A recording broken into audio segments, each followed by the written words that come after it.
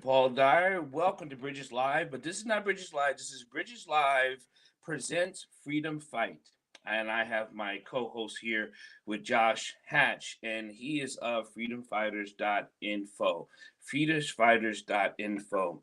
Most of you people are going to hear this on my podcast, on all the podcast channels, Bridges Live.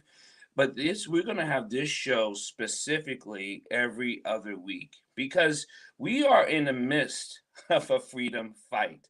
And as I introduce my partner here, he'll explain more of the fight of what we're talking about because it is a fight. And now when we say are we fighting for our freedom, what how is our freedom being taken away from us? Some of you take your freedom for granted. And I absolutely believe that. I do believe that you think that everything is something easy for you to have and for you to never be without. But it can be taken away from you. Yeah. You can be taken away from you. And so, Josh, thank you for being my partner here on Freedom Fight.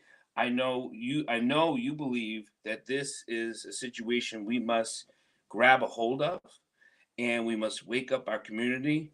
And I know we've talked offline and a lot of times, and this is why we were developing this show called Freedom Fight. So you being the founder of Freedom Fighters, and we got the banner flying high, right? Most definitely, most So definitely. I please, like it. Looks good. thank you, thank you. I had my decorators come in and paint the whole thing. Okay, that's good. So tell us about you and Freedom Fight and why you started, and then so because some people are going to hear this show for the first time, and they still know that I'm an activist. They know I'm a powerful activist and what I believe in, and this is part of that belief. Please. Mhm. Dr. Dyer, thank you for this opportunity. I want to thank everybody who's listening in and those who will listen in the future. Um, as you said, my name is Joshua Hatch. You can find the website for Freedom Fighters at freedomfighters.info. Um, this is imperative. When I say this, I'm talking about this discussion that we're having, um, dealing with just various aspects of the criminal justice, and just utilizing that term loosely, the criminal justice system, um, because the community really is at a loss for some of the things that they're witnessing, some of the things that they're seeing in the community, and some of the things that are playing out in the courtrooms. Um, Turning our attention to Baltimore City, for an example, there's a lot of drama being played out with, Marilyn Mosby, which I must say, I truly commend her for some of the changes that she's made, such as not prosecuting low-level offenses, and, Right. not prosecuting, those who are in possession of marijuana, because these are some of the changes that need to be made. We understand that. Too many people are becoming incarcerated that are from our communities. We have too many instances where people are being snatched away from the community, and they're being snatched away and wrongly convicted. And we have several instances of that. When I say wrongful conviction, I'm talking about a person who is prosecuted, tried, and incarcerated based upon false information that is utilized by the prosecutor, the police, and the court system in order to incarcerate that person. We had a previous show where we were talking to the community about a case with a gentleman that we call Freedom. And in Freedom's case, a lot of his constitutional rights were violated. I'll try yours. There you go. Here we go, strap. Just listen from my phone. Get into that, I want to say this, Dr. Dyer. For me, as someone who's returning to the community, who's strongly advocating for those who are incarcerated, it's so important having experience a long period of incarceration for me to express and tell the views of those who are currently behind the wall. You hear it's right. And in this particular case, and I'd ask the listeners too, if you're on the Zoom, please mute your phones. In this particular instance, Freedom asked me to pose a question to the community. And I think the questions that he wanted posed and raised are so important because the community has a hard time with understanding. Actually understanding. They just don't get it. And actually seeing the connection in someone else's situation, because we've been programmed and we've been taught to worry about self, right? So the questions that he wanted me to pose was very, very simple. Imagine your child, someone whom you love dearly, someone whom you watched grow up and you've helped to raise, be taken away from you, snatched away from you by the police department, charged with a crime that your child says that he did not commit. Now, you know your child better than anybody. You hear your child's plea. You're listening to what's being said, but you also know your child. So when it comes time for trial, your child is tried with information that is false. Your child's lawyer is withheld from properly representing him or her in court because the state and the police department have chose that they are going to be the judge and jury and withhold facts, which would exonerate you, which would exonerate your child. And you watch your child go through the criminal justice system, and it is a system, and it's actually doing exactly what it was designed to do. So the system works. It works for them. Very well. It works. Right.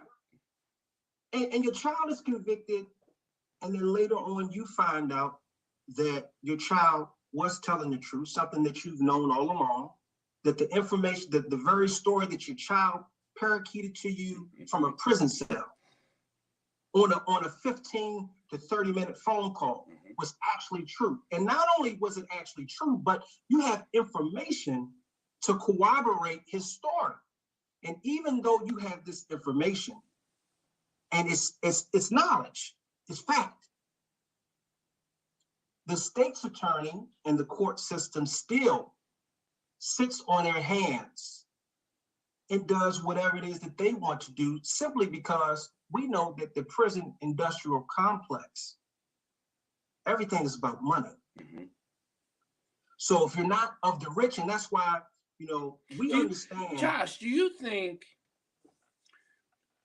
and you had time to think about this, and this is important, do you think people who have no connection to prison or incarceration ever think that prison systems are about money? Do you think they ever think about that? No, because I don't think so either. They don't. And the reason why is because these are facts that are hidden. Just like wrongful convictions are hidden. In Freedom's case, the information about him actually being convicted, or the information that would have liberated him and that his attorney could have used at trial, was hidden from him. It wasn't information that was, just in a file or someone mistakenly overlooked. No, this was something that was consciously withheld. Not one fact of the case, or two or three or four facts of the case, but several damning facts of the case. And I want us to also use this platform to educate the community when it comes to their constitutional rights. So before we get there, and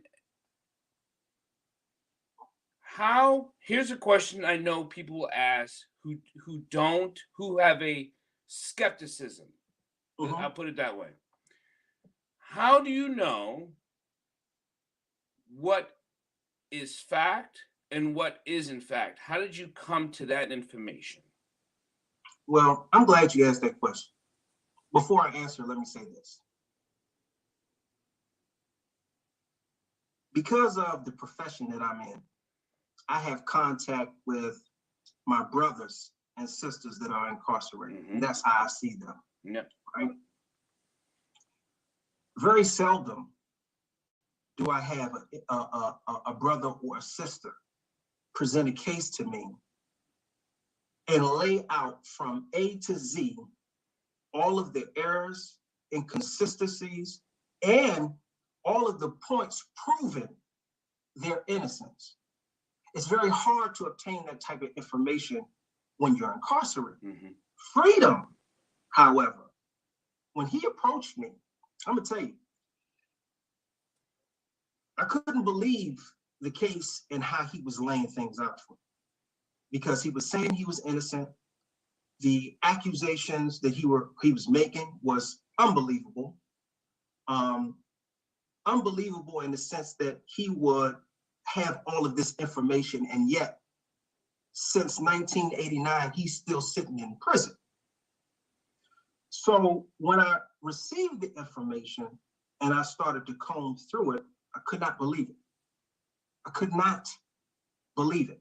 And when I say you have a constitutional right, there's certain things that the state must do in a criminal trial. And I don't have to be a lawyer, neither do you, as a community member, to understand these rights, because they're spelled out for you. And your 5th and 14th Amendment right deals with your due process. And to make it real simple and plain, it's just fair treatment. The fair treatment through normal judicial systems. So to be treated fair, and in this case, to be provided information that the court is obligated to give the defense attorney so that he can prepare for the actual case before a judge or a jury, to decide as a prosecutor and to decide as a police officer that you're not going to provide that information. That is crazy, to say the least. This man has been sitting so long. And again, when I say Brady violations, it was a case in the Supreme Court where, and I'm doing this in layman's terms. Yes. You can go online and you can get all of the professional legal terminology if you like. But for you to understand, it was a Supreme Court case that talked about information that prosecutors withhold and how it violated a defendant's constitutional due process right. And what is that case? And that's Brady versus Maryland. And the court has always said that prosecutors must turn over information, especially when that information can prove a person's innocence or even their guilt. They must. They must. Mandatory. Mandatory. And it's not something that a defense attorney has to know for himself. And in this particular instance, the defense attorney thought that the prosecution could be in possession of certain information which would prove his client's innocence. He thought. And because he thought that, he put in 2 requests to the state's attorney's office for information pertaining to his client's innocence. And both times he was denied. He was told that they didn't have information pertaining to his client's innocence. And this is what we're talking about. So we have to pause here, people, as you listen to the show called Freedom Fight. Because if you don't know your constitutional law, if you don't know your constitutional rights, your freedom is or already has been taken away. If you don't know your constitutional rights, your freedom is already taken away. And if you want it back, if you want to fight for this back, you must engage, read, educate, and best of all, ask questions. Most definitely. Say, Most you know what? I don't know where to find it. I read something. I don't know what it means. I heard this. Is this true? Ask the question, because you can ask Josh, and we have the show called "You Be the Judge." You can ask, and we'll find you the answer, because Most we definitely. do know attorneys, we do Mhm. know judges, we do know people in the court system that can answer this question verbatim what you're asking. So here's But you know something, Dr. Dyer? yeah. But I also want us to understand too, though, knowing is not enough. No, Knowing is not enough no, because you got to do. there's a lot of guys that are incarcerated right now. They Who know know? the law. They know the law. They understand the law. And They've this, studied the law. They've taken the years that they've been deprived of their life and their liberty and their freedom to study the very thing that holds them in captivity. mhm. And when they step in these courtrooms, they can speak, quote, articulate the law better than some attorneys. Some attorneys utilize what's widely discredited with your jailhouse lawyers in order to prepare cases. You'll never hear about it, but a lot of people that are in prison are bright and they're smart. So knowing the law is not enough. Being able to actually enforce what it is that you know and how you do that It's a difference. is by the community advocating and saying, hey, listen, no more of incarcerating our members of our community when you don't have enough evidence in order to secure a conviction. No more withholding or coloring facts to fit your narrative. Because let's look at it. Since the 80s, and let's just talk about the 80s in the Baltimore City Police Department, the homicide department in particular. The homicide department in Baltimore City in the 80s was notorious for coercing witnesses to falsely testify in cases in order to secure convictions.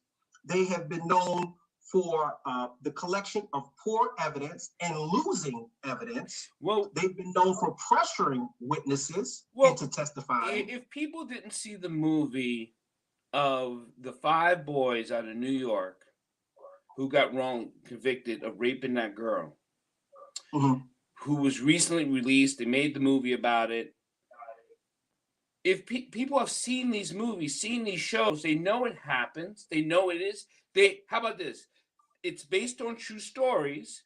So the movie, they know it has happened. And if you believe that something has happened, I hope you still believe, unless you're involved, it is still happening.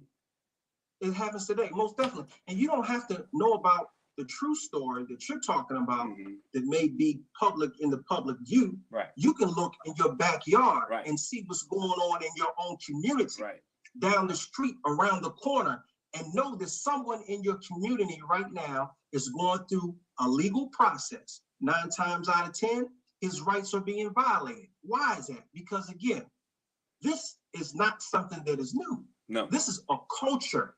This is a practice. This is a pattern that has been solidified in cities like Baltimore. And again, I want to go back to what I was saying about Marilyn Mosby. Yep. Marilyn Mosby, one of the things that I like that she did was she continued to invest in her effort for the CIU, the Conviction Integrity Unit, and also I believe they have a sentence review unit now as well. Okay. And it's sad that you would even have to have prosecutors to overlook prosecutors prosecuting cases when they're supposed to be doing it for the interest of justice. But nonetheless, she has done a great job by making sure that that's in place. The question becomes is, what are some of the legislative moves that need to be made in order to deter prosecutors from doing this in the future? We know that there's a slew of individuals currently incarcerated right now that have been wrongly convicted, that their cases need to be reviewed. Baltimore has acknowledged it. PG County has acknowledged it. I hope that all of the jurisdictions acknowledge that they need to start combing through especially some of the older cases that they have. But it's not enough advocates out here actually studying and being involved in cases just like What does this the one. Attorney General say about all this? I don't know. That's I don't know what the Attorney General is saying about this. I know that the Attorney General is a representative of a system that has not recognized the rights of all. no. And what I mean, recognize the rights of all, I shouldn't have to spend $35,000 to obtain an attorney just to ensure that I'm heard in my day for my day in court. Everyone should have the opportunity to defend themselves, and it should be examined equally, no matter what your color, your race, your background, political background, views, or beliefs are. But sadly, in order for me to actually get acknowledged in court, I have to have a paid attorney, or I have to hope and pray that I have a public defender that has the opportunity to really view my case and actually step forward and put in some effort to liberate me through the legal means. And so I'm focusing on wrongful convictions because since 1989, according to WJZ's news, there's been 2,548 people that have been released for a crime that they did not commit. Hold on. Since what year? 1989. Since 1980, this is according to WJZ report. There's been 2,548 people released for a crime they did not commit. And these are wrongful convictions. And the number one cause for wrongful convictions is eyewitness error, where someone is reporting on a particular crime. They may not necessarily be lying. First of all, they may not necessarily. It has been proven that, and I work with the science of the mind. You can't trust an eyewitness because how they see it when they see it has more to do with their perception and their interpretation. Most definitely. And in this particular case, one of the witnesses in Freedom's case, something that was withheld from the attorney was the fact that the state's witness had a motive to lie. He had 2 open warrants for his arrest during the time that he was due to testify, and he never was arrested, and he never was served for his warrants. And so this is what I'm saying about that culture, going back to that culture. Right. Now, you and I both know that if you step into a courtroom and it's known, Dr. Dyer, that you have a warrant for your arrest, you won't even make it past search. No. You're not. As soon as you walk through the metal detector, it's going to be a sheriff or 2, and depending on how big you are, and your record, it might be 4 or 5. In my case, when they call the police on me, 15 come. But either way, you're going in handcuffs. You're going. And you're going to the precinct. In this particular case, because the state needed something from him, which was a favor, his warrant was not served. He walked in the courtroom, pimped right on upstairs, got on the stand, did everything that the prosecutor told him to do, and left. That's a problem.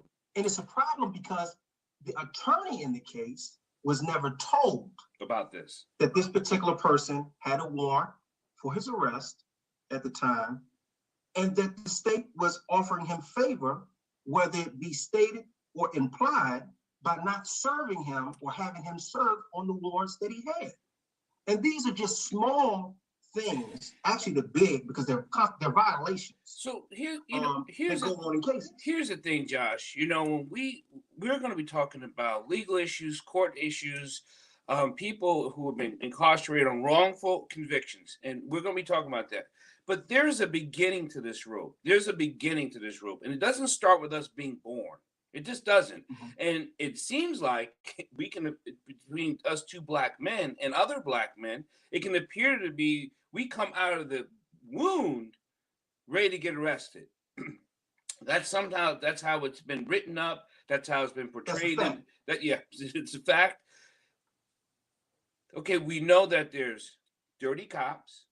We know that because Hollywood makes a ton of movies about dirty cops since forever, right?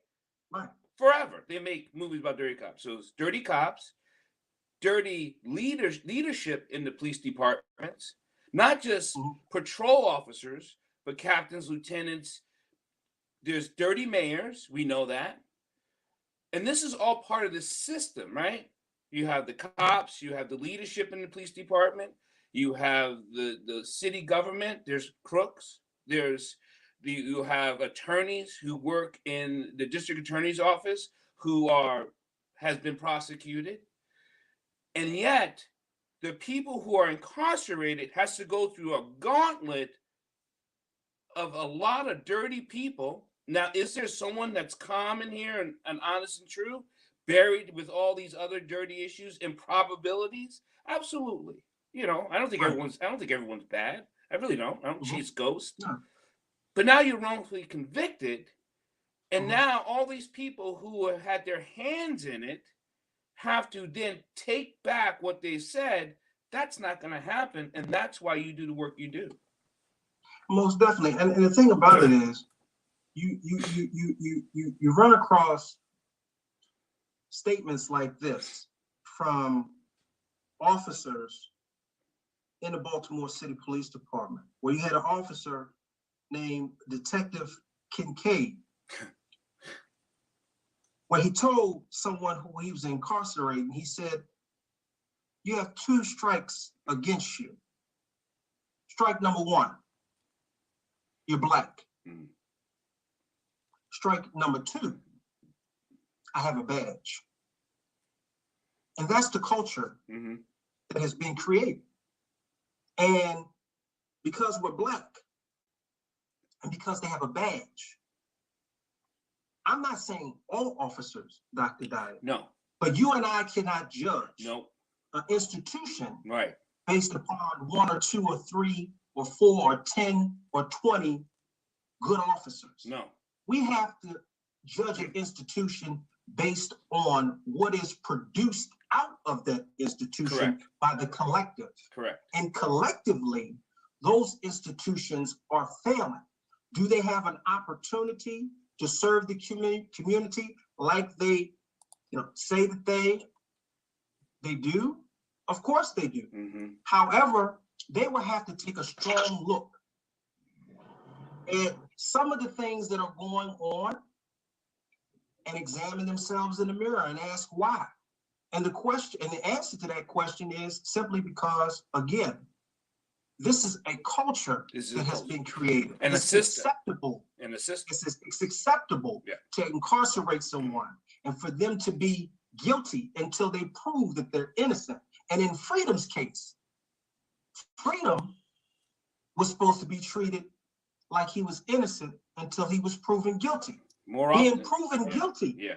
Being proven guilty means that I'm going to ensure that you're treated fairly. Yeah. I'm going to ensure that I uphold and enforce all of your rights that is spelled out in the so-called Constitution and in law.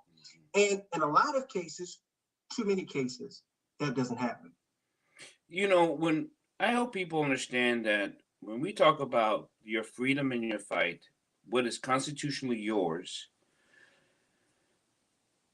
what we need you to do, and this is just, and I'll ask this every week we do the show. What we need you to do is not just understand what we're talking about, but activate yourself so it can be stopped.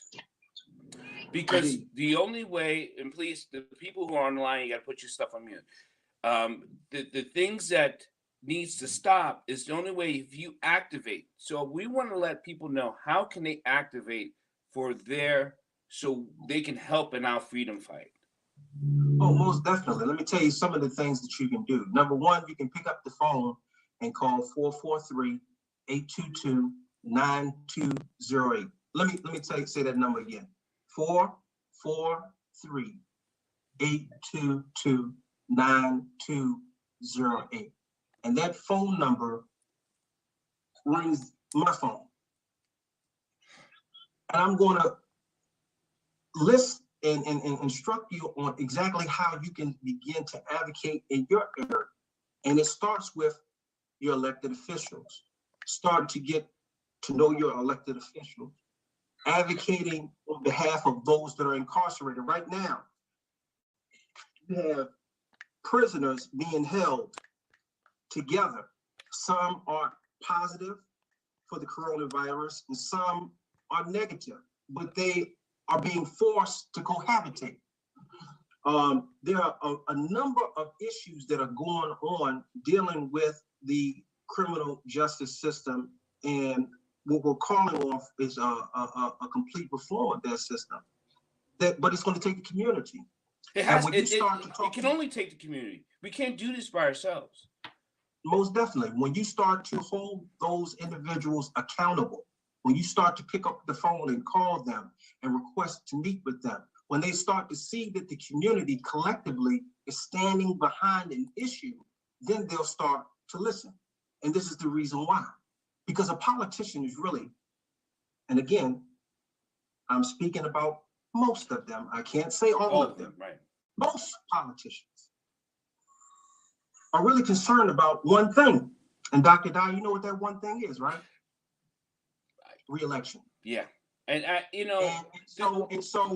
because the community, the community collectively showing its power together in unity can say, hey, look, I want to really have you look at this issue. This is an issue for us, not just an issue for the family or the person who's going through it, but it's an actual issue for us. And collectively, we're standing together behind this issue, and we're demanding for there to be some type of change. We're demanding for there to be some type of action.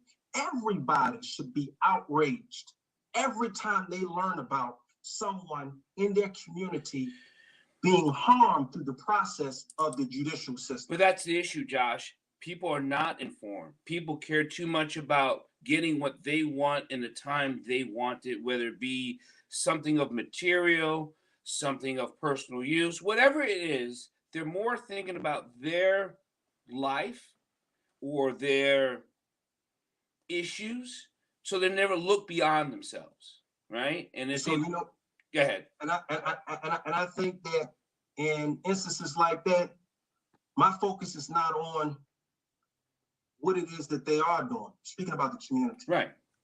My focus is on what I can do to change that. Yeah, me too. And what I can do to change that is I can start by coming on this show and advocating on behalf of individuals like freedom.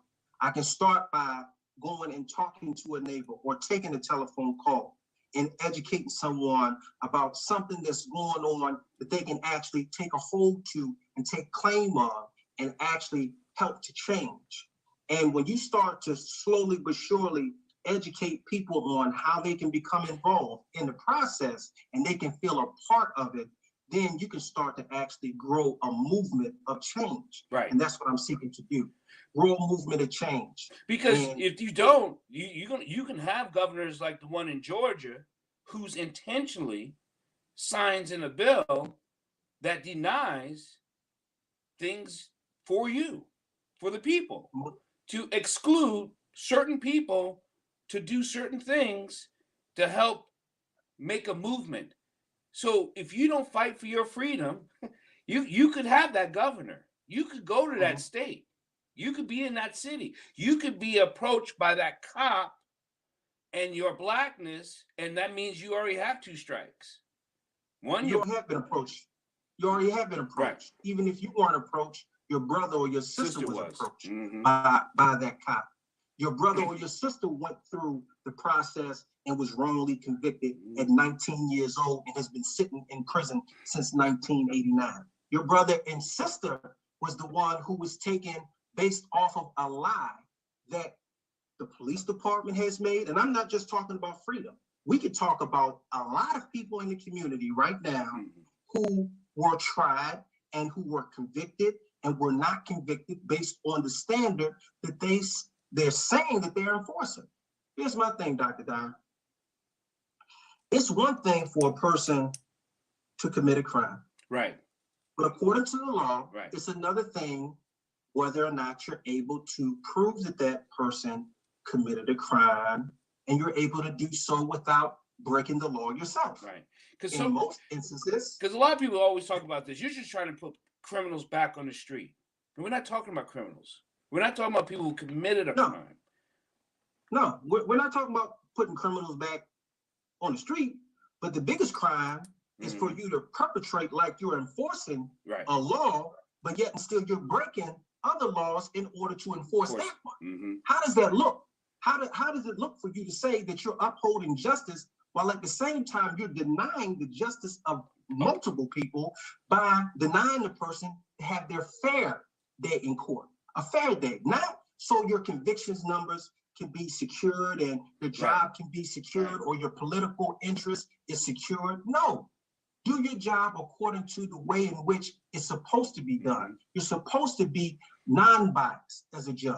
You're supposed to ensure that the person that's standing before you is treated fairly. And it doesn't happen like that. A person has a right to counsel. That's the Sixth Amendment. However, we find too much in our community that right is denied because although they may have counsel, they don't have effective counsel. And when you don't have effective counsel, that's like not having no counsel at all. So it's too many things. And we know some of those attorneys make those backroom deals so they don't work the case. Now, I don't want to, like, again, we cannot say these blanket statements saying all attorneys, all this, all that, all this. We're unable to ever say that. And I hope you don't say it either. The people that are listening, the people who will listen, the people who share and like and love this program, don't use all. Because it isn't all. But we do know it has happened. We do know it's happening. That's all I'm saying. It's a practice. Right. It's a practice. A daily practice that's being done. Because every day that freedom sits in prison, every day that another community member sits in prison and they're wrongly convicted, that's a person's rights being violated. Every day you incarcerate someone and they don't have the right to effective counsel, you're denying them a right. Every time you incarcerate someone and you leave them sitting in pretrial detention facilities for 2 years and then you let them go, you denied their right. You know, every time that you deny a person the ability to confront a witness, or you suppress, or you're not willing to suppress certain evidence because you need it in order to convict someone, you deny a person's right. When you find these evidence and when you get the papers after years later, you finally discover you have these discoveries. You have the papers in your hand. You have it written in your hand. It's documents. You resubmit them back to the courts, and now it's up to them to bring it up to light. But if they refuse to do it, that's where we get stuck. And that's where we need the people. The court system is layered. It's like onion. And so they make it very difficult for you to get out of prison. Yes. You have to, you have to go through all these hurdles. They have time restrictions and they have all these rules, but yet and still they know you don't have no money. Right. They know it's hard for you to even communicate with your family, even though you may have loved ones that care about you, that want to help you. Still, they're restricted because you're restricted from calling. Right. You're restricted from communicating. There's so many things that prevent a person from actually being able to defend themselves that it's ridiculous. And like I said, there's people, here's the thing, people. Now, people who have been locked up, have been in jail, there's a commissary. You can get a card, phone card, but you can get your commissary privileges revoked because of what they say you did or what you are. It's a punishment. I mean, everything in prison is a privilege. You know, everything they say you have no rights, and we have to understand what prison is. Right. And for those who don't know, let me tell you what it is. It's really simple. It's modern day slavery. My last name is Hatch. During the times of slavery, they had a plantation called the Hatch Plantation. Just like they had a plantation called the Dyer Plantation. Just like they have the Litter Plantation, or the Jones Plantation, or the Smith Plantation. Well, that plantation, or that method of operating plantations, was transformed. It evolved, just like a computer did. Yeah. Just like your phones evolved. It evolved from private ownership and was institutionalized into state and federal ownership. So now they don't have the Jones and the Hatch Plantation and the Dyer Plantation. Now they have Patuxent, Jessup Correctional Institution, the federal institution in North Branch Correctional Institution, BCCC down in Baltimore. And these are the plantation. And just like on the Hatch Plantation, and the Jones Plantation, and the Smith Plantation, you would work the actual yard. Right. You would, you know, pick crops and cotton and things like that. Now they have things like Maryland Correctional Enterprise, and you're making license plates, and you're wrapping police cars and ambulances, and you're sewing on patches, and you're making furniture for the state. So guess what? The system just evolved itself. That's all it did. And guess what else?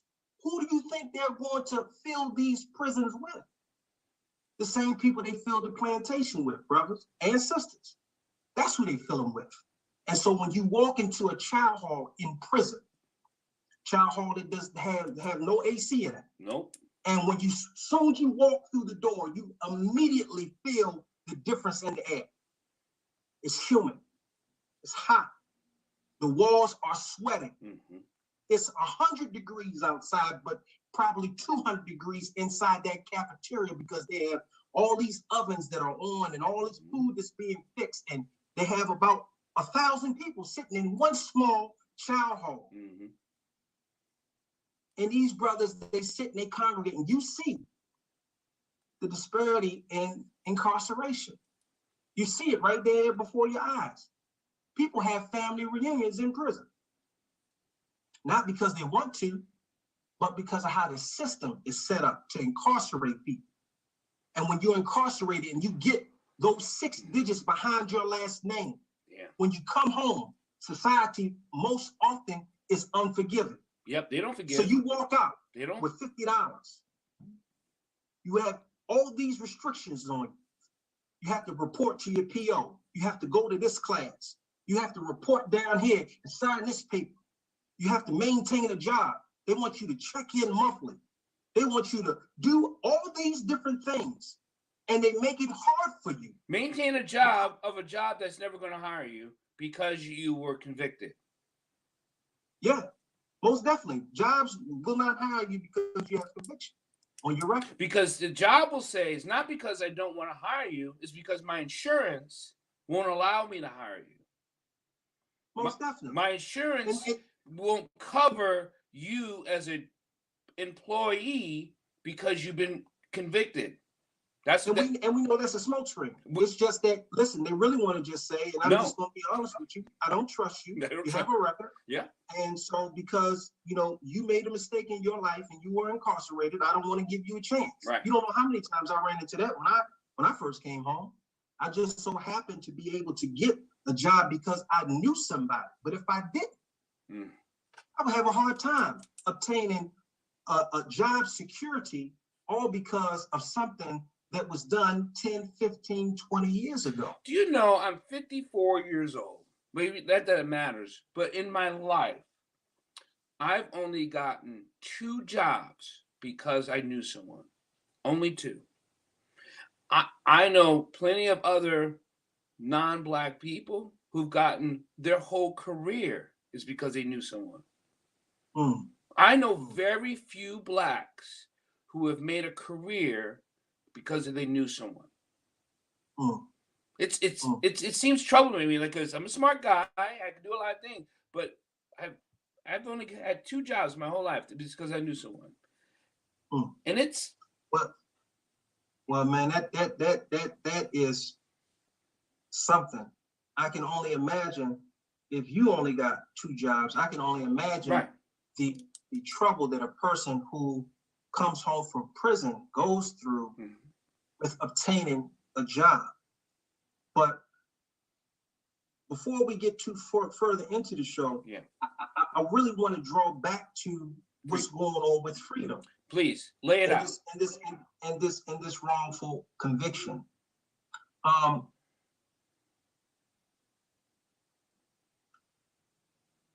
Going back to the points that Freedom was making with those 3 questions that he wanted asked about your child. And I'm connecting with the community right now when I say your child going through a situation with the criminal justice system where they've been charged.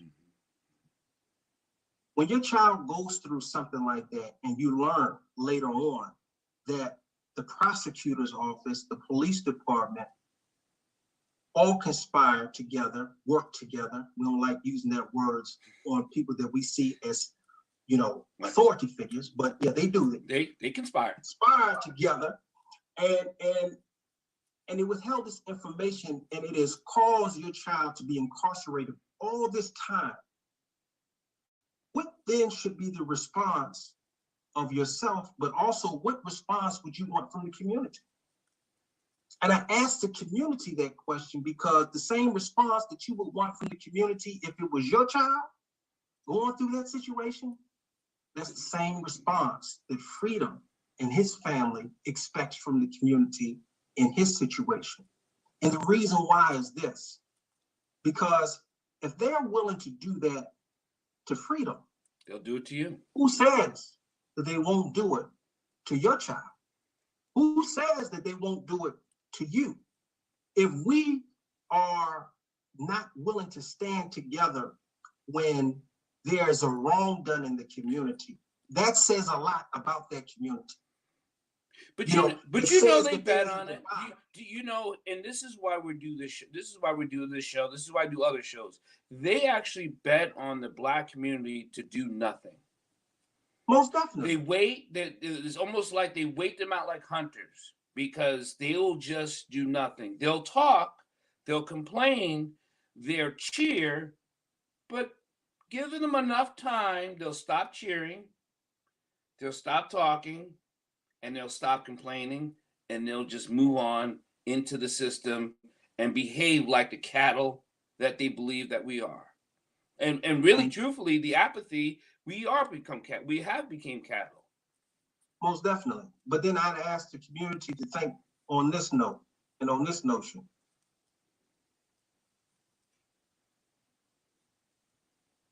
In our community, when anything has happen, drastic changes have been made. Yep. How did that come about? Did it come about from you sitting at home and watching your big screen TV? Did it come about by you driving down the highway in your most comfortable car, thinking about yourself and where you're going? No, it didn't. It came from people unifying behind a cause. Sometimes people's lives were taken based off of their fight. That's right. And their willingness to lay it all on the line for the freedom, not just of themselves, but the collective.